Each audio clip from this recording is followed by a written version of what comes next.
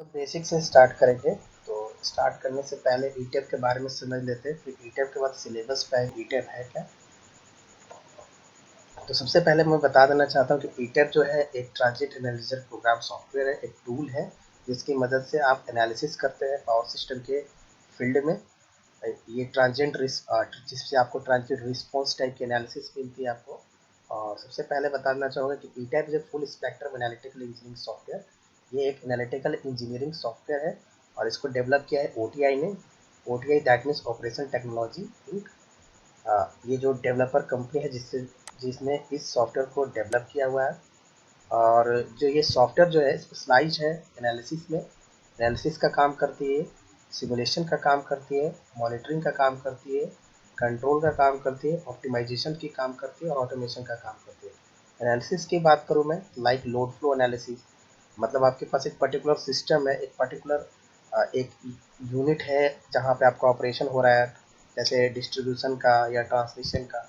उस कंडीशन में आप एनालिसिस कर सकते हो, जैसे लोड एनालिसिस कर सकते हो, फॉल्ट एनालिसिस कर सकते हो एंड ब्ला ब्ला, जो भी रिलेटेड पावर सिस्टम से एनालिसिस वो आप कर सकते हो। सिमुलेशन कर सकते हो आप सिस्टम का। मॉनिटरिंग कर सकते हो। मॉनिटरिंग का मतलब ये होता है कि अगर ट्रांसपोर्टेशन में एनालिसिस कर रहे हो तो उसकी मॉनिटरिंग कर सकते हो, या फिर कोई पर्टिकुलर इक्विपमेंट इलेक्ट्रिकल कंपोनेंट्स की आप सिमुलेशन कर सकते हो, सॉरी मॉनिटरिंग कर सकते हो। कंट्रोल कर सकते हो उसे। कंट्रोल कैसे कर सकते हो? सेफ्टी के पर्पज से कंट्रोल कर सकते हो, लोड के पर्पज से कंट्रोल कर सकते हो, फॉल्ट के पर्पज से कंट्रोल कर सकते हो आप। ऑप्टिमाइजेशन कर सकते हो आप। ऑप्टिमाइजेशन मतलब आप उसको ऑप्टिमाइज कर सकते हो पर्टिकुलर कनेक्शंस को, पर्टिकुलर एरिया को जहाँ पे आपका सिस्टम पूरा वर्क कर रहा है। आप ऑटोमेशन कर सकते हो, इंडस्ट्रियल ऑटोमेशन के लिए आप यूज कर सकते हो सॉफ्टवेयर का। तो इस तरह की चीज़ें जो है इसके लिए स्पेशलाइज है ये सॉफ्टवेयर, ठीक है। और अभी के टाइम में सबसे एडवांस सॉफ्टवेयर इसे माना जाता है। And ETAP software offer the most comprehensive and integrated suite of power system enterprise solution. और मैं जैसा कि बार बार कह रहा हूँ कि पावर सिस्टम के फील्ड में काफ़ी बेहतरीन सॉफ्टवेयर है और इसका काम सिर्फ एनालिसिस और चीज़ों को मॉनिटरिंग, कंट्रोल, ऑप्टिमाइजेशन करने के लिए यूज किया जाता है। यहाँ पे आप कुछ देख सकते हैं, जैसे मार्केट सॉल्यूशन क्या क्या है यहाँ पे, मतलब मार्केट में सॉल्यूशन क्या देता है आपको ये। जैसे जनरेशन प्लांट में आप इसे यूज किया जाता है, प्रोसेस एंड रिफाइनिंग इंडस्ट्री में यूज किया जाता है। अब जनरेशन प्लांट की बात कर लूँ तो जहाँ पे इलेक्ट्रिकल पावर जनरेट किया जाता है, जहाँ से ट्रांसमिट और उसके बाद फिर डिस्ट्रीब्यूशन होता है। तो तीनों ही प्रोसेस में इसको यूज कर सकते हैं आप। एंड प्रोसेस रिफाइनिंग इंडस्ट्रीज में, जहाँ पे कोई इंडस्ट्रियल प्रोसेस होता है, जहाँ पे रिफाइनिंग इंडस्ट्री है, वहाँ पे भी सॉफ्टवेयर का काफ़ी बेहद यूज किया जाता है इंडस्ट्रियल ऑटोमेशन को समझने के लिए, मॉनिटरिंग करने के लिए। इंजीनियरिंग कंसल्टिंग, इंजीनियरिंग कंसल्टिंग जो कंपनियां होती हैं, जो एक यूनिट होती है, वहाँ पे इस सॉफ्टवेयर का यूज़ किया जाता है एक पैक सपोर्ट देने के लिए। और डिस्ट्रीब्यूशन सिस्टम में यूज़ किया जाता है। Distribution system like 440 load supply पे, या फिर कहीं पे डिस्ट्रीब्यूशन पर्टिकुलर एरिया किसी इंडस्ट्री के लिए, जो बड़े इंडस्ट्री के लिए होता है, वहाँ पर भी आप इसका यूज कर सकते हैं आप। कमर्शियल फैसिलिटीज़ में यूज किया जाता है इसका। ट्रांसपोर्टेशन में यूज किया जाता है। ट्रांसपोर्टेशन की बात करूँ तो रेलवे सेगमेंट में इसका ज़्यादा यूज किया जाता है। आवाज़ क्लियर है ना? Yes sir. तो ट्रांसपोर्टेशन में आप यूज कर सकते हैं। तो ट्रांसपोर्टेशन एक बहुत ही इंटरेस्टिंग पार्ट है इस सॉफ्टवेयर का। जैसे मैं बताऊं कि रेलवे में कैसे यूज किया जाता है इसे। रेलवे में क्या होता है कि जब इसका यूज किया जाता है तो इसके लिए पूरी आप शेड्यूल बनाते हो, जैसे एरिवल का, डिपार्चर का शेड्यूल बनाते हो। और उस शेड्यूल में जो टीएसएस होता है, टीएसएस आपने सुना होगा, ट्रैक्शन स्टेबलाइजर होता है, जहाँ पे इलेक्ट्रिकल जो सप्लाई होता है उसे डिस्ट्रीब्यूट किया जाता है एक पर्टिकुलर डिस्टेंस के लिए। एक डिफाइंड डिस्टेंस होता है आपके पास, उतना डिस्टेंस तक हम इस पावर को देंगे। उस बीच के ट्रैवलिंग सिस्टम में आप अपने ट्रांसपोर्टेशन को फिट करते हैं कि हाँ, अगर इस इतने टाइम तक मुझे चाहिए, इस टाइम तक अगर कोई पास नहीं होती, क्रॉस नहीं होती कोई रेल, उस टाइम पे मेरा पावर जो है वो मैं यूज ना करूँ, मैं उसको कंडक्ट ना करूँ। तो इस कंडीशन में आप इस तरह की फैसिलिटीज़ को आप ऑटोमेट कर सकते हो आप। तो इसके लिए भी ट्रांसपोर्टेशन में एक अलग एडवांस रूप से यूज किया जाता है इसका। गवर्नमेंट में मिलिट्री फैसिलिटीज़ में आप यूज कर सकते हो आप। मिलिट्री फैसिलिटीज़ में जैसे उनके पास जो भी उनका जो डिस्ट्रीब्यूशन सिस्टम होता है, या फिर उनका कोई पर्टिकुलर पावर सेक्शन होता है, वहाँ पे आप इसका यूज कर सकते हो। और एजुकेशनल इंस्टीट्यूट में आप यूज कर सकते हो फॉर लर्निंग पर्पज़ के लिए। टीचिंग पर्पज़ के लिए यूज कर सकते हो। न्यूक्लियर यूटिलिटीज़ प्लांट में यूज होता है, ये बड़े लेवल की बात है, जहाँ पे न्यूक्लियर प्लांट्स वगैरह आता है वहाँ पे भी आप इंडस्ट्रियल ऑटोमेशन के लिए, ऑप्टिमाइजेशन के लिए, मॉनिटरिंग के लिए आप बिल्कुल इसे यूज हेलो। कर सकते हो। हेलो हेलो, कुछ कह रहे हैं आप? कुछ कह रहे हैं आप? आवाज नहीं आ रही थी अभी। हेलो मुकेश, अभी आवाज़ आ रही है आपको? जी सर। ओके, तो यहाँ पे देख सकते हो कि ये मार्केट सॉल्यूशन है आपका। तो इस तरह के सॉल्यूशन आपको प्रोवाइड कराता है ये सॉफ्टवेयर। आपको इस तरह के सॉल्यूशन आप इसमें परफॉर्म कर सकते हो। और यहाँ पे देख सकते हो कुछ, यहाँ पे जो सर्कल में आपको जो दिख रहा है, ये इनके मतलब एक सिंबल्स है, जैसे नेटवर्क एनालिसिस, लाइक नैस में जैसे नेटवर्क एनालिसिस, सिंथेसिस वगैरह इस टाइप की एनालिसिस कर सकते हो आप। रियल टाइम ऑपरेटिंग सिस्टम पे एनालिसिस कर सकते हो आप। डिवाइस कोऑर्डिनेशन सेलेक्टिव कर सकते हो। डिवाइस कोऑर्डिनेशन का मतलब होता है कि किस टाइप का आपको रिले यूज करना है, मतलब कौन सा ऐसा डिवाइस यूज करना है जो इंटीग्रेट हो, मैच करे आपके पूरे जैसे सपोज पीएसएस पे आपका प्रोजेक्ट है या टीएसएस प्रोजेक्ट है आपका या ग्रिड का प्रोजेक्ट है, तो उस कंडीशन में रिले आपका कौन सा हो, अगर प्रोटेक्शन डिवाइस जो यूज करो वो किस रेटिंग का होना चाहिए। तो इस टाइप का आप एनालिसिस कर सकते हो, जिसको डिवाइस कोऑर्डिनेशन सिलेक्टिव बोलते हैं। Advance relay testing and transient simulator के रूप में आप इसे यूज कर सकते हो। जैसे रिले वगैरह जो यूज होता है आपका पावर सिस्टम के एरिया में, तो उसकी टेस्टिंग कर सकते हो आप, उसे सिमुलेट कर सकते हो आप। पैनल सिस्टम में आप यूज कर सकते हो। पैनल सिस्टम की बात करूँ तो पीवी पैनल यूज कर सकते हो, फोटोवोल्टाइक पैनल जो सोलर पैनल्स होते हैं उनके लिए एनालिसिस कर सकते हो, उनके पावर कंजप्शन की, लोड की आप एनालिसिस कर सकते हो, फॉल्ट की एनालिसिस कर सकते हो। ग्राउंड ग्रिड सिस्टम की एनालिसिस कर सकते हो आप। ग्राउंड ग्रिड सिस्टम का मतलब होता है जिस ग्राउंड पे ग्रिड माउंट करोगे, जिस जिस ग्राउंड पे ग्रिड आप बनाओगे, उस ग्रिड की जो ग्राउंड की जो क्लियरेंस है उसका एनालिसिस कर सकते हो आप। User user defined dynamic model, आप डायनामिक मॉडल का एनालिसिस कर सकते हो। जैसे कोई प्रोसेस इंजीनियरिंग होता है उस फील्ड में। अंडरग्राउंड रेसवे कर सकते हो आप। अंडरग्राउंड रेसवे का मतलब होता है कि जो केबल ट्रेन्स वगैरह बनते हैं जिससे आपके different different types of panels connect होते हैं, उनकी एनालिसिस आप कर सकते हो। केबल पुलिंग कर सकते हो आप। केबल पुलिंग का एनालिसिस कर सकते हो।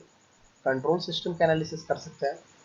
डेटा एक्सचेंज कर सकते हो। डेटा एक्सचेंज करने का मतलब होता है कि जो डेटा आपके पास है उसे आप एक्सचेंज करते हो। So there are lots of data variants. So अभी देख सकते हो कि हमारे आसपास बहुत सारे डेटा वेरिएंट्स, लाइक एक्सेल में है डेटा, हमारा पीडीएफ में है डेटा, और दूसरे फॉर्म में है डेटा, कैड फाइल में है डेटा, तो उस डेटा को आप एक्सचेंज कर सकते हो। जीआईएस मैप पे आप काम कर सकते हो। सपोज आप किसी कंपनी में काम कर रहे हो और वहाँ पे जीआईएस का कंपनी है, जीआईएस फील्ड में काम करती है वो, और जीआईएस फील्ड में वो सपोज ट्रांसमिशन का या डिस्ट्रीब्यूशन का काम कर रही हो, तो उस फील्ड में आप वहाँ पे जीआईएस मैप के थ्रू और लाइव लोकेशन लेके आप अपने डिज़ाइन को प्लॉट कर सकते हो, एनालिसिस कर सकते हो। तो इस तरह की चीज़ें आपको फैसिलिटीज आपको ये सॉफ्टवेयर देता है। सो इतने सारे फैसिलिटीज, इतने सारे सॉल्यूशन जो प्रोवाइड कराता है ये सॉफ्टवेयर, इसलिए ये अलग है सॉफ्टवेयर और काफ़ी डिफरेंट है और काफ़ी एडवांस है। और मैं आपको बता देना चाहता हूँ कि ईटैप में हर रोज नए नए अपडेट्स आ रहे हैं और हर रोज नई नई टेक्निक्स आ रही हैं। लोग इस पर ज़्यादा स्टडी कर रहे हैं, इस पर ज़्यादा एक्सरसाइज कर रहे हैं जो इनके डेवलपर हैं, और एक्सरसाइज करके नई नई चीज़ें और जोड़ रहे हैं। अभी जो मैं यूज कर रहा हूँ 19.1 वर्जन का सॉफ्टवेयर यूज कर रहा हूँ। तो अभी मार्केट में 20 भी आ गया, 21 भी लॉन्च होने वाला है, तो उनमें और भी फैसिलिटीज आ रही है धीरे धीरे। तो वो सब सारी चीज़ें देखेंगे। अब मैं आपको बता देना चाहता हूँ कि ईटैप का मतलब फुल फॉर्म आप हमेशा याद रखें, क्योंकि इसको ट्रांजिट एनालाइजर प्रोग्राम बोलते हैं। ईटैप को इलेक्ट्रिकल ट्रांजिट एनालाइजर प्रोग्राम। तो इसे हमेशा याद रखिएगा, कभी भी इंटरव्यू सेशन में पूछा जाए या कभी आपसे कोई पूछे तो इस चीज़ को आप को भी बता सकते हैं। अब मैं बता देता हूँ फीचर ओवरव्यू क्या क्या होता है। तो मैंने यहाँ पे कुछ पीपीटी में स्क्रीनशॉट ले रखे हैं अपने सॉफ्टवेयर का। तो यहाँ पे देख सकते हो कि the ETAP software provides a good interface for performing rigorous analysis on electrical power system and is one of the best in electrical transient analysis software। Actually क्या है कि जो ईटैप का जो इंटरफेस है वो काफ़ी इजी है, काफ़ी ईज है यूजर के लिए। और जैसे ट्रांजिएंट सॉफ्टवेयर के एनालिसिस में, जैसे लाइक बहुत सारे सॉफ्टवेयर हैं, जैसे पी एस कैड की बात करो तो पी एस कैड ज़्यादातर इलेक्ट्रॉनिक एनालिसिस में, इलेक्ट्रॉनिक डिज़ाइन के एनालिसिस में ज़्यादा यूज किए जाते हैं। तो यहाँ पे लेकिन सब आपको मिलता है, तो इनसे ये काफ़ी एडवांस है, काफ़ी बेस्ट माना जाता है इनको। And it's integration to Microsoft Excel.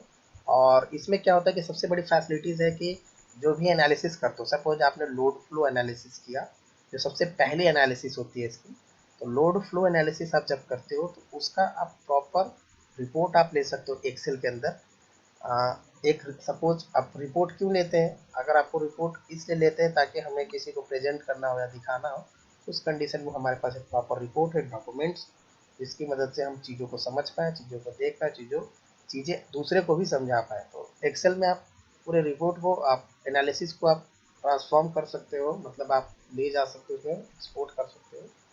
And ये एक अमेजिंग फीचर है इसका। The ETAP software provides an easy to use.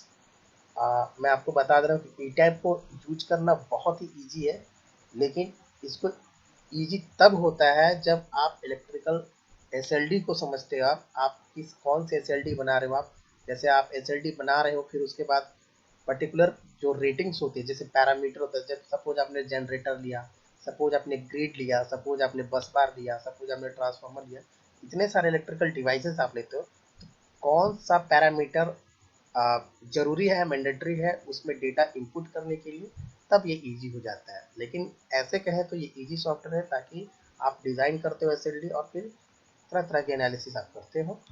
और डिपेंड करता है कि आपका सिस्टम कैसा है, क्या है, वो चीज़ों पे। एंड मैं आपको पहले ही बताना चाहता हूँ कि आपके पास जो लैपटॉप है या फिर जो भी पीसी है, ये पीसी के कॉन्फ़िगरेशन पे भी सॉफ्टवेयर ज़्यादा डिपेंड करता है। क्योंकि अगर आपके पास i3 प्रोसेसर होगा, 4 GB रैम के साथ होगा, तो आप कम से कम दो, आप कम से कम 100 बस बार तक आप हार्डली 100 बस बार तक आप एनालिसिस कर सकते हो। उसके बाद आपका सिस्टम परफॉर्म नहीं देगा, परफॉर्मेंस उसकी एकदम वीक हो जाएगी। और अगर उससे ऊपर है, अगर i5 में यूज करते हो, तो आप 250 से 300 बस बार तक यूज कर सकते हो आप। तो उस कंडीशंस में आपका क्या होता है कि आपका जो सॉफ्टवेयर है कुछ परफॉर्म अच्छा करे, उसके बाद भी हो जाएगी।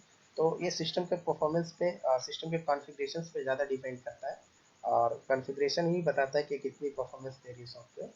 तो ये चीज़ अब मैं आपको पहले ही नोटिस कर देना चाहता हूँ। और ये भी बताना चाहता हूँ कि द इंटर जो ई टाइप का जो इंटरफेस है, वो मैं नीचे दिखाया हुआ हूँ। जैसे यहाँ पे आप देख सकते हो, ये जो पूरा एरिया आता है, जूम करूंगा मैं थोड़ा सा इसे,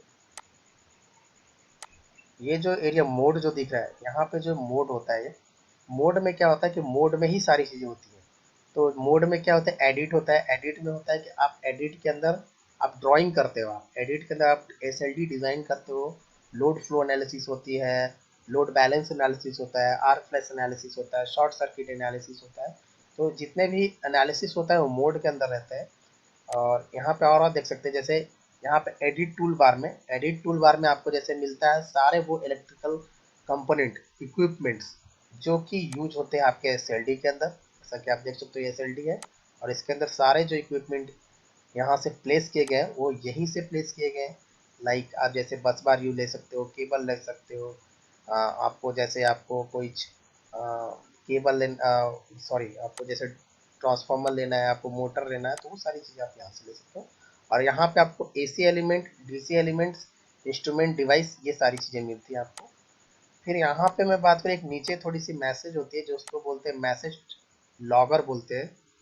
ये क्या करता है, view the latest message related to ETAP project. जो भी ईटैप प्रोजेक्ट आप कर रहे होगे, उससे लेटेस्ट आपको मैसेज देता है। अगर किसी तरह का एरर होगा तो यहाँ पे वो शो करेगा, या फिर कोई सी चीज़ आप मिस कर रहे हो तो यहाँ पे शो करेगा।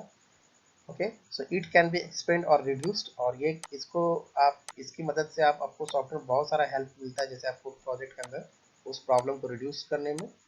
फिर उसके बाद इधर चलते हैं हम। यहाँ पे देख सकते हो सेलेक्ट मोड में जो होता है, एडिट मोड में drag drop and connect element होता है, स्टडी मोड होता है, लोड फ्लो, शॉर्ट सर्किट, एक्सट्रेसा, इस तरह के एनालिसिस मोड में अवेलेबल होता है। फिर इसके साइड में देखते हैं प्रोजेक्ट व्यू होता है। मतलब प्रोजेक्ट व्यू में जो आपका प्रोजेक्ट ओपन रहेगा, उससे रिलेटेड सारी चीज़ें आपको एक एडवांस इलेक्ट्रिकल इक्विपमेंट्स मिलेंगे आपको यहाँ पे। जैसे हार्मोनिक एनालिसिस से related, DC load flow analysis से, अनबैलेंस एनालिसिस, तो वो सारी चीज़ें यहाँ पे आपको शो करता है, जो प्रोजेक्ट व्यू होता है, जिसको बोलते हैं प्रोजेक्ट नेविगेटर भी। सिस्टम टूल बार यहाँ पे होता है। सिस्टम टूल बार में जैसे आपको इधर मिल जाते हैं सिस्टम कोऑर्डिनेशंस, आपको मिल जाते हैं, आपको यहाँ पे एसएलडी के मिल जाते हैं, तो ये सब सारी चीज़ें मिल जाता है, आपको जीएस से रिलेटेड चीज़ें मिल जाती हैं। और ये जो एरिया होता है बीच का, उसको बोलते हैं वन लाइन डायग्राम इन एडिट मोड। तो एडिट मोड में ये वन लाइन डायग्राम होता है। और यहाँ पे एक छोटा सा देख सकते हैं, जैसे हेल्प लाइन आपको यहाँ पे मिलता है। तो display the description for every entry field, जो भी एंट्री आप करते हैं एसएलडी के अंदर, वो आपको ये अगर सपोज उसके लिए हेल्प चाहिए आपको, तो आप ऑनलाइन हेल्प ले सकते हो। तो इस तरह का इंटरफेस होता है, इंटरफेस काफ़ी ईजी है इसका। तो इस तरह के आपको चीज़ें यहाँ पे मिलती है। आई थिंक आपको यहाँ तक समझ में आ रहा है। Yes. Yes, sir. ओके, अब चलते हैं मोड टूल बार। जो भी कहानी है, जो भी आ, पूरी सॉफ्टवेयर को जो अच्छा एडवांस बनाती है, सॉफ्टवेयर को जो बेस्ट बनाती है, वो मोड टूल बार में होती है। मतलब जो भी कुछ आ, रामायण जो बसा हुआ है मोड टूल बार में ही है। तो मोड टूल बार में ही सब कुछ मिलेगा आपको। तो मैंने यहाँ पे इसे ऐसे मैंने यहाँ पे इसे डिज़ाइन का स्क्रीनशॉट लेके सबको। तो यहाँ पे देख सकते हो मोड टूल बार होता क्या है। तो mode tool bar is located at the top of GUI। That means मतलब कि टॉप टॉप में GUI, इसको बोलते हैं गई यूजर इंटरफेस के टॉप में ये लोकेट रहता है, बिलो द फाइल मेन्यू के नीचे। And different analysis modes can be selected from this mode. और डिफरेंट डिफरेंट टाइप के जो एनालिसिस करनी होते हैं, अब डिफरेंट डिफरेंट टाइप की एनालिसिस क्या होगी, तो मैं ऐसे बोलना चाहूँगा randomly. Load flow analysis, short circuit analysis, arc flash analysis, okay, DC load analysis, harmonic analysis, ground grid analysis, एक्सट्रेक्सा, जो भी एनालिसिस है वो इसी मोड में आपको मिलते हैं। इसी मोड में आप एनालिसिस को चूज करते हैं कि कौन सी एनालिसिस करना है आपको। ठीक है, तो रिक्वायरमेंट के हिसाब से डिपेंड करता है कि आपको कौन सी एनालिसिस आपको करनी है। और उसके बाद देखते हैं कि in ETAP a complete set of analysis has been provided through the mode tool bar as given in the list below. यहाँ पे देख सकते हैं कि ये जो एनालिसिस आपको नीचे दिखाया गया वो डिफरेंट डिफरेंट एनालिसिस के बारे में। तो देख सकते हो कि पहला अगर लोड फ्लो एनालिसिस की बात करूँ, जस्ट इसके बगल में, तो इसके टूल बार है, लोड फ्लो एनालिसिस से टूल बार है, अनबैलेंस्ड लोड फ्लो एनालिसिस से टूल बार है, एनसी लोड एनालिसिस से टूल बार है, मोटर लोड एनालिसिस से टूल बार है, हार्मोनिक से टूल बार है। सबके अपने अपने टूल्स हैं, सबके अपने अपने टूल्स वो यूज होते हैं जो पर्टिकुलर एनालिसिस करते हैं। ये सारी चीज़ें हम लोग करते हैं। अब देखिए हम लोग क्या पढ़ेंगे। तो 13 स्टडी मोड से ETAP के अंदर जो हमें इसमें हम अपने मॉड्यूल में रीड करेंगे। और उसके अलावा भी जो इसके अंदर का जो सिलेबस है उसके बारे में हम लोग रीड करेंगे। सबसे पहले मैं मोड्स आपको बता देता हूँ, मोड्स क्या क्या है। 13 मोड होते हैं। मोड जो इस मोड के बारे में भी आपको ग्राफिकल रिप्रेजेंटेशन दिखा है आपको मैंने, उस मोड को मैं दिखाता हूँ अभी। देखो 13 मोड में क्या होता है, सबसे पहले जो आता है लोड फ्लो एनालिसिस होता है, जो आपने फिगर में भी जो देखा, मैं आपको दिखाता हूँ इस फिगर में। तो लोड फ्लो एनालिसिस में देखो, लोड फ्लो सबसे पहले होता है use to perform load flow. इसका यूज हम लोग करते हैं लोड फ्लो को परफॉर्म करने के लिए। इसको लोड फ्लो एनालिसिस को पावर फ्लो एनालिसिस भी बोलते हैं। अगर आपसे कोई पूछे, आपका जैसे सीनियर हो या किसी कंपनी में काम करे, या फिर आपका क्लाइंट आपसे बोला कि यार मुझे इस पूरे यूनिट का मुझे पावर फ्लो एनालिसिस करके बताओ कि क्या पावर फ्लो एनालिसिस है, तो आपको इसमें परेशान नहीं होना है, घबराना नहीं है। तो लोड फ्लो एनालिसिस को पावर फ्लो एनालिसिस भी कहते हैं। ठीक है, क्लियर है यहाँ पे। Okay. Yes, sir. ओके, सो ये इसमें क्या होता है कि कब होता है, जब आप single line diagram, one line diagram, single line diagram that means one line diagram, आप जब आप अपने एडिट एरिया के अंदर, आप ड्राइंग एरिया के अंदर बना लेते हो, करते हो। दूसरा जो मोड है जिसको बोलते हैं unbalanced load flow. Unbalanced load flow का मतलब होता है कि जो भी आपका जो सिस्टम जो आपने बनाया हुआ है, जो आपका जो एरिया है, पावर सिस्टम यूनिट है, उसमें जो अनबैलेंस्ड लोड फ्लो अगर से बोला जाए कि यार मुझे अनबैलेंस्ड लोड फ्लो एनालिसिस चाहिए इसका। अनबैलेंस कैसे है लोड, अलग अलग और रेटिंग्स पे, अलग अलग लोड्स पे आप अलग अलग लोड देते हो। सपोज आपका भी देते हो, फॉर एग्जांपल आपका भी देते हो जैसे 5 किलोवाट, 10 किलोवाट, 5 मेगावाट या 10 मेगावाट, इस टाइप से लोड से देखते हो। तो उस पर क्या होगा, अनबैलेंस लोड पे एनालिसिस क्या होगी, तो जिसको बोलते हैं unbalance load flow analysis. Third की बात करूं मैं, एनसी शॉर्ट सर्किट एनालिसिस में आप, इसमें आप क्या करते हो कि एनसी स्टैंडर्ड के अंदर, एनसी स्टैंडर्ड होता है, तो हर एक इस स्टैंडर्ड के बारे में पढ़ाऊंगा। इस स्टैंडर्ड के बिहाफ पे, इस स्टैंडर्ड के बेस पे आप शॉर्ट सर्किट एनालिसिस करते हैं। अब शॉर्ट सर्किट एनालिसिस किस लिए करते हैं हम? जैसे आपका जो सिस्टम डिज़ाइन है, जैसे आप फिजिकली सोचो कि हमने एक ग्रिड है हमारे पास, सपोज हमारा ग्रिड एक मुंबई का है या फिर हमारे दिल्ली में ग्रिड है। उस ग्रिड की जब आप शॉर्ट सर्किट एनालिसिस करते हो, किसमें? कंडक्टर के ऊपर, इलेक्ट्रिकल इक्विपमेंट के क्लियरेंस के बीच, और उस पे लोड बढ़ने से क्या शॉर्ट सर्किट होने का चांसेस रहता है, या फिर जो अनडिजायरेबल या फिर अनएक्सपेक्टेड केस ऐसा हो जाए जिसकी वजह से शॉर्ट सर्किट एनालिसिस हो, तो उस कंडीशन पे हम लोग चीज़ को करते हैं। तो ये एनालिसिस कर सकते हैं। मोटर स्टैटिक एनालिसिस की बात करूँ तो अगर आपके सिस्टम में, आप जैसे इंडस्ट्री में काम करो, किसी प्रोसेस इंडस्ट्री में काम करो, इंजीनियरिंग प्रोसेस इंडस्ट्री में, जहाँ पे डिफरेंट डिफरेंट एचपीस के मोटर यूज हो रहे हैं, अलग अलग हॉर्स पावर के मोटर हैं, तो अलग अलग मोटर का स्टार्टिंग टॉर्क क्या होगा, ठीक है, स्पीड क्या होगी, एक सिंक्रोनस स्पीड क्या होगी। मैं आपसे कहूँ कि यार इस मोटर का मुझे सिंक्रोनस स्पीड बताओ, इस मोटर की टॉर्क बताओ, इस मोटर के स्टार्टिंग एनालिसिस बताओ, तो आप क्या बताओगे? उसकी एनालिसिस, पूरी एनालिसिस करोगे मोटर के अंदर, speed torque analysis, slip percentage analysis, तो इस तरह के एनालिसिस करोगे जो मोटर एनालिसिस होते हैं। अब मैं बात करता हूँ फिफ्थ, हार्मोनिक एनालिसिस की। तो हार्मोनिक एनालिसिस क्या है? जैसे आपको सिस्टम के अंदर हार्मोनिक एनालिसिस करना है, जिसमें ट्रांजिएंट से रिलेटेड चीज़ें होती हैं, तो उस टाइप के एनालिसिस आप कर सकते हो। तो हर एक एनालिसिस के बारे में हम लोग डीपली पढ़ेंगे, और हर एक एनालिसिस के ऊपर हम लोग एक प्रैक्टिकल करेंगे, और वो चीज़ हम सॉफ्टवेयर पे करेंगे, क्योंकि उससे पहले, और हर एक अब जब मैं आपको मॉड्यूल के बारे में बता देना चाहता हूँ, जब मैं आपको पढ़ाऊँगा तो मैं हर एक एनालिसिस के पहले मैं आप थ्योरेटिकल बताऊंगा कि होता क्या है, क्यों करते हैं हार्मोनिक एनालिसिस, क्यों करते हैं लोड फ्लो एनालिसिस, क्या जरूरत पड़ती है और कैसे करते हैं। उसके बाद हम लोग पर्टिकुलर एसएलडी ड्रॉ करेंगे, फिर उसके बाद हम लोग परफॉर्म करेंगे। क्लियर? Okay okay. फिर सिक्स्थ आता है हमारा ट्रांजिएंट एनालिसिस। इसमें क्या होता है कि अगर आपको किसी ट्रांजिएंट रिस्पॉन्स एनालिसिस चाहिए, आपको डीसी के एसी में आपको इस टाइप का एनालिसिस चाहिए आपको, तो उससे सब ट्रांजिएंट रिस्पॉन्स एनालिसिस कर सकते हो।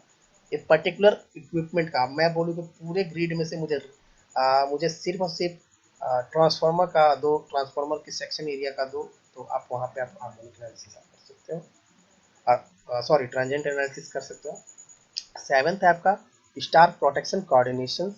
स्टार प्रोटेक्शन कोऑर्डिनेशन में आप क्या कर सकते हो कि जो आप रिले यूज कर रहे हो, जैसे आप कैपेसिटर बैंक यूज कर रहे हो, तो जो प्रोटेक्शन डिवाइसेस जो आप यूज करते हो, जैसे रिले हो गया आपका, आपका स्विच केयर हो गया, आपको इस टाइप की चीज़ें आप जब यूज करते हो, तो वो प्रोटेक्शन कोऑर्डिनेशन जो होता है आपका सिस्टम के साथ कैसा है इंटीग्रेशन, उसके लिए एनालिसिस कर सकते हो।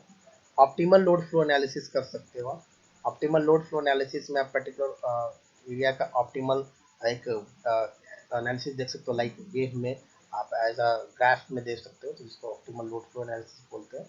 रिलायबिलिटी एनालिसिस आप कर सकते हो, सिस्टम के रिलायबिलिटी को एनालिसिस कर सकते हो आप। कैपेसिटर प्लेसमेंट को एनालिसिस कर सकते हो, लाइक कैपेसिटर बैंक्स वगैरह की। डीसी, अब डीसी में चलते हैं, तो डीसी के लिए भी लोड फ्लो एनालिसिस कर सकते हो, जिसको पावर फ्लो एनालिसिस बोलते हैं। डीसी शॉर्ट सर्किट एनालिसिस कर सकते हो आप, डीसी में भी आप शॉर्ट सर्किट एनालिसिस कर सकते हो। 13 जो इंपॉर्टेंट है सबसे, बैटरी साइजिंग एनालिसिस कर सकते हो।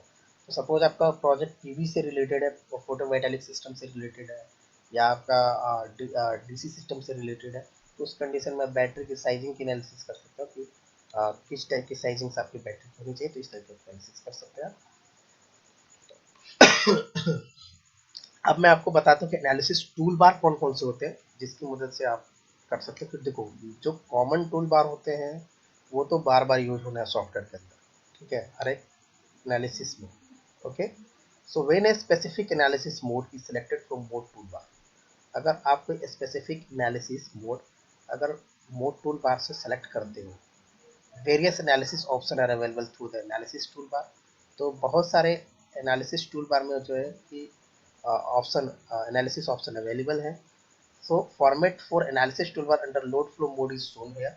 सो लोड फ्लो अंडर के अंदर देखिए आप क्या क्या होते हैं, जैसे मैं आपको बताना चाहता हूँ, जैसे मैंने आपको पहले पीछे ही बताया था, सबके अलग अलग डिस्क्रिप्शन दिए हुए हैं, सबके अलग अलग काम है, तो वो देख लेते हैं। सबसे पहले यहाँ पे देख सकते हो कि जो ये पी क्यू केवी जो दिया रहता है, इसको बोलते हैं रन द कैलकुलेशन। अब ये क्या करता है कि जैसे आप इसे क्लिक करते हो, ये जो भी आपका साइज किया हुआ है सिस्टम, उसको कैलकुलेट करेगा, कैलकुलेशन देगा आपको। फिर सेकंड है, ये जो है डिस्प्ले ऑप्शन, इसमें आप डिस्प्ले ऑप्शन देख सकते हो, लाइक वेब में, ग्राफ्स में। फिर होता है डिस्प्ले अलर्ट। डिस्प्ले अलर्ट हम लोग इसे यूज करते हैं कि अगर आप किसी तरह का डिस्प्ले आप अलर्ट पाना चाहते हो, कहीं पे आपको कुछ मिसिंग्स तो नहीं, एरर्स तो नहीं, तो आप डिस्प्ले करने से के लिए उस टूल का यूज कर सकते हो। फिर उसके बाद आता है व्यू द जनरेट रिपोर्ट्स। अगर आपको रिपोर्ट जनरेट करना है तो इस टूल का आप यूज कर सकते हो फोर्थ नंबर पे। ये जो क्रॉस का है, इसको बोलते हैं स्टॉप द कैलकुलेशन। तो कैलकुलेशन, प्रॉपर कैलकुलेशन चलता रहता है, अगर आपको स्टॉप कैलकुलेशन करना है तो आप स्टॉप कैलकुलेशन कर सकते हो। आपको वन लाइन डायग्राम चाहिए तो one line get, one line data आपको मिल जाएगा। मतलब डेटा का मतलब कि अगर आपको पर्टिकुलर जो आपने एस एल डी ड्रॉ किया और उसका डेटा चाहिए कि आपने क्या क्या डेटा, क्या क्या, कौन कौन से पैरामीटर जो होते हैं, जो मैंडेटरी डेटा होते हैं, जो आपने इक्विपमेंट के अंदर पुट किया हुआ है, डेटा फिल किया हुआ, उस डेटा को आप वन लाइन डेटा को ले सकते हो आप। Get achieve data, achieve data, data को आप अचीव कर सकते हो। So all ETAP analysis tool follow this general format. तो ये एक जनरल फॉर्मेट है। तो जितने भी ईटेप के अंदर एनालिसिस है, वो जनरल फॉर्मेट को हम लोग यूज करते हैं, हमेशा फॉलो करते हैं जनरल फॉर्मेट। तो इस तरह की चीज़ें हैं। तो आगे अभी एनालिसिस करने से पहले मैं और सिलेबस के अंदर जाता हूँ, तो मैं आपको सिलेबस के अंदर क्या क्या पढ़ाने वाला हूँ। जस्ट वेट,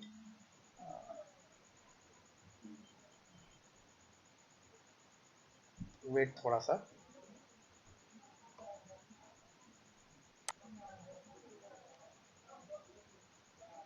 टैब सिलेबस मेरा ओपन हो चुका है, और सिलेबस के अंदर हम लोग क्या क्या देखेंगे वो आप देख लीजिए, हम लोग क्या क्या सीखेंगे सिलेबस के अकॉर्डिंग।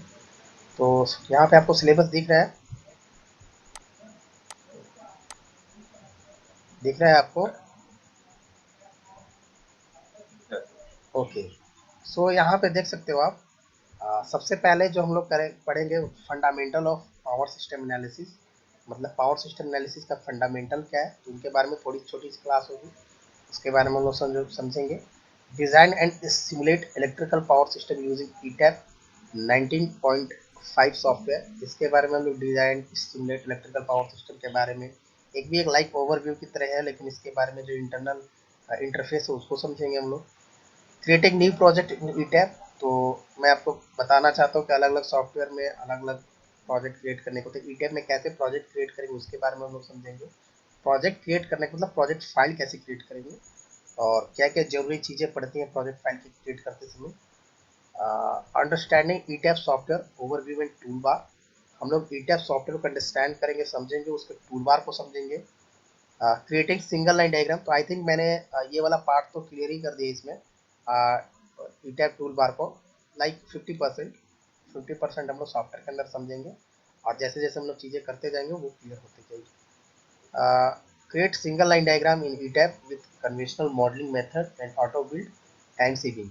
तो हम लोग दो मेथड को समझेंगे। एक तो समझेंगे हम लोग मॉडलिंग मेथड के हिसाब से, कन्वेंशनल मॉडलिंग मेथड जिसको बोलते हैं, उसके साथ हम लोग सिंगल लाइन डायग्राम कैसे बनाएंगे। और दूसरा होता है auto build, time saving, auto build कैसे करेंगे हम लोग सिंगल लाइन डायग्राम को, तो ये भी एक फैसिलिटीज आपको मिलती है, टाइम सेविंग कैसे करेंगे। फिर उसके बाद हम लोग लोड फ्लो एनालिसिस को समझेंगे। लोड फ्लो एनालिसिस में हम लोग थ्योरी पार्ट को देखेंगे, कंपेरिजन ऑफ हैंड कैलकुलेशन को भी देखेंगे हम लोग, and ETF result, ETF result और हैंड कैलकुलेशन के बीच के कंपैरिजन को देखेंगे हम लोग। तो उसके बाद हम लोग देखेंगे load flow analysis example. Load flow analysis example को हम लोग अपने सॉफ्टवेयर के अंदर देखेंगे। फिर समझेंगे हम लोग केबल साइजिंग एनालिसिस। हाँ, तो मैं आपको बता देना चाहता हूँ केबल साइजिंग भी हम लोग करेंगे इसके अंदर, अपने कोर्स के अंदर। And transformer MVA sizing, transformer की एमवीए साइजिंग भी करेंगे हम लोग। जनरेटर लोड शेयरिंग करेंगे हम लोग। Transformer ratio, X by R ratio calculation करेंगे हम लोग। अगर मुझे वो एनालिसिस इसलिए कराना चाह रहा हूँ कि ये सब स्टैंडर्ड एनालिसिस है, जो कि इंडस्ट्री में आप कंपनी के अंदर काम करते हो तो ये आपका एक डेली रूटीन में होता है ये सब। शॉर्ट सर्किट एनालिसिस करेंगे हम लोग। शॉर्ट सर्किट एनालिसिस के थ्योरी के पार्ट को समझेंगे, हैंड कैलकुलेशन और ईटीएफ रिजल्ट के बीच के कंपैरिजन को देखेंगे। शॉर्ट सर्किट एनालिसिस को समझेंगे हम लोग। वेंडर टाइप टेस्टिंग करेंगे हम लोग, अलग अलग वेंडर। अब मैं आपको बताता हूँ कि there are lots of manufacturing companies ETAP के अंदर है, जो इलेक्ट्रिकल इक्विपमेंट जो बनाती है। तो अलग अलग वेंडर के टाइप के, अलग अलग वेंडर के इक्विपमेंट के ऊपर टेस्टिंग करेंगे हम लोग। जैसे लो वोल्टेज सर्किट ब्रेकर के ऊपर जो आईएससी स्टैंडर्ड पे है, एनईसी स्टैंडर्ड पे है, उनको हम लोग एनालिसिस करेंगे। शॉर्ट सर्किट एग्जांपल देखेंगे हम लोग। फिर उसके बाद प्रोटेक्शन कोऑर्डिनेशन देखेंगे। प्रोटेक्शन कोऑर्डिनेशन जैसे रिले के बारे में हम लोग देखेंगे, रिले कोऑर्डिनेशन क्या होता है, उसकी थ्योरी करेंगे, तो उसके एग्जांपल्स भी करेंगे हम लोग। यहाँ पे देख सकते हो protection coordination analysis. Auto star evaluation भी हम लोग देखेंगे कि ऑटो स्टार इवेल्युएशन होता क्या है। फिर हम लोग चलेंगे arc flash analysis fundamental using. तो आर्क फ्लैश एनालिसिस जो करेंगे हम लोग, वो करेंगे आई ट्रिपल स्टैंडर्ड पे 1584-2002 स्टैंडर्ड पे करेंगे हम लोग। इसके अंदर हम लोग NFPA 70E को भी फोकस करेंगे, जो सेफ्टी के पर्पज से आता है। उसके बाद आर्क फ्लैश एनालिसिस एग्जांपल देखेंगे हम लोग। मोटर स्टार्टिंग एनालिसिस देखेंगे हम लोग। मोटर स्टार्टिंग एनालिसिस एग्जांपल देखेंगे हम लोग। ट्रांजिएंट स्टेबिलिटी एनालिसिस करेंगे हम लोग। ट्रांजिट स्टेबिलिटी एग्जांपल जैसे लोड के एडिशन में, रिजेक्शन के एडिशन में। दो तरह के स्टेबिलिटी को देखेंगे, लोड एडिशन में और रिजेक्शन एडिशन में। Three phase fault under frequent load shedding UTC. Harmonic analysis and example देखेंगे। फिर ground grid analysis and example देखेंगे। सो दीज एनालिसिस को हम लोग जो है इस तरह के एनालिसिस को फोकस करेंगे, और ये एनालिसिस जो है ये आपके पूरे पावर सिस्टम के एरिया में, पूरे पावर सिस्टम के फील्ड में आपको परफेक्ट बनाता है आपको। तो इस तरह के एनालिसिस पे हम लोग फोकस करेंगे। तो आई थिंक ये क्लियर है, प्रेजेंटेशन दिख रहा है पावर सिस्टम। या। तो हम लोग स्टार्ट करेंगे। तो सबसे पहले मैं सिलेबस के हिसाब से चलूँगा, और सिलेबस के हिसाब से भी अलग अलग चीज़ें आते हैं वो काम करने के दौरान, प्रैक्टिकल के दौरान, तो उन पर भी फोकस करो। सो डोंट वरी, मैं आपको हर चीज़ बताऊंगा जो ई टैप में है, ठीक है। तो सबसे पहले जो हमारा जो फर्स्ट है कि why to use power system analysis software, क्यों करते हैं, तो इसके बारे में भी फोकस थोड़ा कर लेते हैं, क्योंकि मैं नहीं चाहता कि कोई भी चीज़ छूटे, ठीक है ना। तो सबसे पहले देखेंगे कि पावर सिस्टम एनालिसिस सॉफ्टवेयर क्यों यूज करते हैं। तो the planning, design and operation of industrial and commercial power system requires in study to evaluate existing and proposal system performance, एफटी, सेफ्टी एंड इकोनॉमिक्स। तो ये मैंने आपको पहले ही क्लियर कर दी कि इस सब चीज़ों के लिए हम लोग करते हैं। And study properly concept and conducted और कॉस्ट इफेक्टिव, मतलब कॉस्ट इफेक्टिव के एरिया में कॉस्ट को देखते हुए भी हम लोग काम करते हैं। When to print surprise and to optimize equipment selection. Suppose हम न्यू प्रोजेक्ट पे काम करना चाहते हैं, सपोज हम न्यू ग्रिड बनाना चाहते हैं, न्यू प्लांट एरिया खड़ा करना चाहते हैं, या फिर पावर सिस्टम यूनिट खड़ा करना चाहते हैं, तो उससे पहले हम लोग स्टडी करते हैं सिस्टम के बारे में, ताकि हमारे कॉस्ट पे इफेक्ट ना पड़े, कॉस्ट हमारा इंक्रीज ना हो, कॉस्ट को नज़र में रखते हुए हम लोग काम करें, इसके कंपनी प्रोग्रेस के लिए, कंपनी ग्रो के लिए बेनिफिशियल हो। फिर फिर है आपका during design stage. Design stage के दौरान the studies identify and avoid potential deficiency. हम लोग क्या करेंगे कि पोटेंशियल डेफिशिएंसी को अवॉइड कर सकते हैं इसके थ्रू। स्टडीज़ को आइडेंटिफाई कर सकते हैं पर्टिकुलर इलेक्ट्रिकल इक्विपमेंट्स के बारे में। एंड फिर उसके बाद हम लोग इसको ऑपरेशन करने से पहले, मतलब फिजिकल ऑपरेशन करने से पहले इन चीज़ों का हम एनालिसिस कर सकते हैं। तो इसलिए हम लोग पावर सिस्टम एनालिसिस सॉफ्टवेयर का यूज करते हैं हम लोग। एंड उसके बाद है आपके पास like in existing system. Existing system का मतलब होता है जो पहले से आपका, जैसे ग्रिड है, कोई पावर सब स्टेशन है, तो study help locate the cause of equipment failure. तो आप उसके बारे में, कौन सा इक्विपमेंट फेलर हो उसके बारे में आप स्टडी कर सकते हो। And mal operation on determine corrective measure for improving system performance. System performance के लिए आप एनालिसिस कर सकते हो। तो इस चीज़ के लिए हम लोग और सिस्टम एनालिसिस सॉफ्टवेयर का यूज करते हैं हम लोग। And hand calculation are suitable for estimating the operation characteristic for a few individual circuit। Actually हम लोग पावर सिस्टम एनालिसिस को भी यूज इसलिए करते हैं ताकि हमारा फास्ट प्रोसेस हो, फास्ट रिजल्ट मिले। लेकिन हैंड कैलकुलेशन में भी आपका सूटेबल होता है एस्टिमेट करने के लिए, लेकिन इंडिविजुअल सर्किट्स के लिए एक छोटे पैमाने पे आप काम करते हो। लेकिन सॉफ्टवेयर का यूज हम लोग बड़े पैमाने पे भी यूज करते हैं, जहाँ पे हमें ईजी हो किसी भी चीज़ को स्टडी करने के लिए। And complex power system analysis works require the use of computer and specialized program। और जैसे कॉम्प्लेक्स पावर सिस्टम एनालिसिस जो होता है को रिक्वायर पड़ता है आपके पास कंप्यूटर स्पेशलाइज्ड प्रोग्राम को की जरूरत पड़ती है आपको एनालिसिस करने के लिए। And accurate calculation of voltage, power flow, or short circuit current throughout an industrial or commercial power system would be impractical without the use of computer program. So जैसे आपको अगर एक्यूरेट कैलकुलेशन चाहिए, आपको power flow analysis चाहिए, short circuit analysis चाहिए, तो उसके लिए पर्टिकुलर एनालिसिस के लिए आपको इस तरह की चीज़ें सॉफ्टवेयर के यूजेस पड़ते हैं. एंड जैसे यहाँ पे देख सकते हो, the complexity of modern industrial power system makes study difficult, tedious and time consuming to perform manually. And the conceptual tasks associated with the power system study have been greatly simplified using a digital computer program. And increase productivity को increase करने के लिए, and eliminates or minimize error compared to the manual calculation. So जो manual calculation में जो भी error आते हैं उसे minimize करने के लिए, eliminate करने के लिए सॉफ्टवेयर को यूज करते हैं. ऐसी कैपेबिलिटीज क्या क्या वो देख सकते हैं आप. Software often produce uh, erroneous result that engineer could identify. Okay, now software have gone through many validation and much more reliable, become more user friendly and capable. इसकी capability है सॉफ्टवेयर की.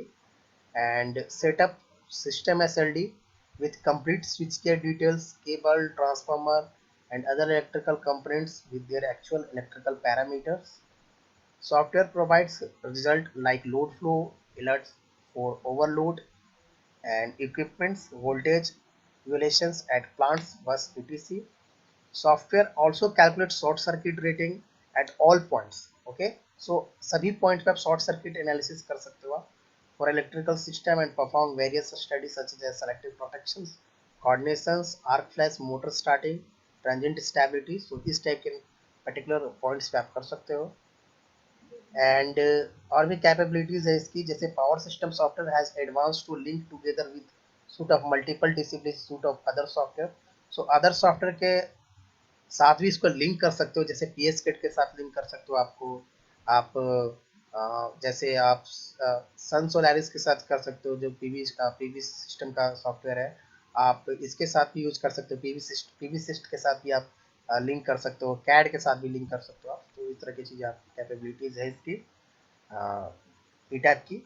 Electrical engineer are increasingly interested in being able to mesh link electrical work with their mechanical, civil, piping, other discipline. तो इस type की चीजें आप mesh link कर सकते हो आप. ओके, सो MEP में भी आप काम कर सकते हो इस सॉफ्टवेयर के हिसाब से. And these interlinked packages have enabled engineer to do standard things like tracking cables run, calculating voltage drops, and maintaining equipment load. It is load list. तो ये सब सारी चीजें कैपेबिलिटीज हैं इसकी. One of the main benefits will be to keep everyone involved in the project in the same database rather than it individual generated spreadsheet. तो actually क्या होता है कि सॉफ्टवेयर के आप जैसे सपोज बड़ी इंडस्ट्री में काम करो, बड़ी कंपनी में काम करो, तो एक ही प्रोजेक्ट के अंदर, एक ही डेटाबेस के अंदर आप इसे डेटाबेस पे भी अपने सॉफ्टवेयर अपने प्रोजेक्ट को रख सकते हो. सॉरी, जो आप प्रोजेक्ट क्रिएट कर सकते हो आप अपने डेटाबेस के में भी रख सकते हो, ताकि दूसरे लोग भी इस पे एक्सेस कर सके, आपका कलीग एक्सेस कर सके, फिर आपका जो एम्प्लॉय आपके साथ जो काम करता है उसको भी एक्सेस कर सके इस चीज़ को. तो आप कर सकते हो. तो इसमें SQL भी यूज होता है, जिसको स्ट्रक्चर क्वेरी लैंग्वेज भी बोलते हैं. तो इस तरह की चीज़ें इसके अंदर फैसिलिटीज मिलती है. So that's related to developer things. Okay, so and और भी कैपेबिलिटीज हैं इसकी, like everything that's engineer to will be capture in a database and use to produce drawing, template, report, specification, whatever is needed. So and it will take care of all the calculation, track revision, and alert our user to change in other design that could affect our work such as a motor sizes. तो साइजिंग्स के लिए भी, reports के लिए भी, templates के लिए भी, ड्राइंग प्रोड्यूस करने के लिए भी, स्पेसिफिकेशंस के लिए भी, इन चीज़ों के लिए भी आप सॉफ्टवेयर की कैपेबिलिटीज होती हैं और इसके हिसाब से आप इसे यूज कर सकते हो. एंड यहाँ पे देख सकते हो अभी सॉफ्टवेयर जो प्रॉपरली यूज होते हैं इन चीज़ों को करने के लिए, वो कौन कौन से हैं. तो सबसे पहले जो आता है वो ईटैप आता है. तो ईटैप जो है, ईटैप के अंदर फुल कंट्रोल है, आपको फुल आपको फीचर्स Okay. मिलता है.